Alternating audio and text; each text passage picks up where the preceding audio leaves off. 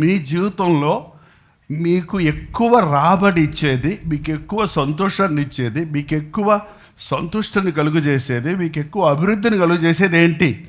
మీ ఉద్యోగమా, మీ వ్యాపారమా, మీ చదువా, మీకు ఇచ్చిన అధికారమా, మీకు ఇచ్చినటువంటి బలమా, మీకు ఇచ్చినటువంటి శ్రేష్టమైంది మీ బిడ్డలా? ఏదో చూడండి, సాతాను మన మీదకి వచ్చినప్పుడు మిగిలిపోయినవి తీసుకెళ్ళడం వాడు. నీ జీవితంలో బలహీనమైనవి వాడికి అక్కర్లా. ఎక్కడ కొడతాడో తెలుసా? నీకు ముఖ్యమైనది ఏదో అది అందులో నిన్ను ఓడగొడతాడండి. అందులో నిన్ను ఓడగొడతాడు. నీ ఉద్యోగంలో నీకు సమస్య పెడతాడు, నీ వ్యాపారంలో నీకు నష్టం పెడతాడు, నీ బిడ్డల ద్వారా నీకు బాధ పెడతాడు.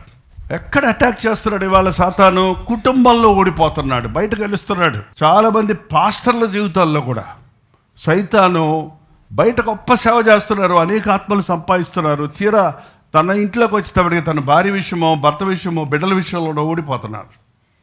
కారణం, దేవుణ్ణి మరిచిన వారు ఓడిపోతారు. దేవుడు ఆశీర్వదించిన తర్వాత ఆ విరిగి నలిగిన హృదయాన్ని పోగొట్టుకుంటే మనం జయించలేమండి. ఒక లోకమంతా సంపాదించుకున్న ప్రాణం సంగతి పక్కన పెట్టండి, తన కుటుంబాన్ని పోగొట్టుకుంటే అది వల్ల ప్రయోజనం ఏముంది?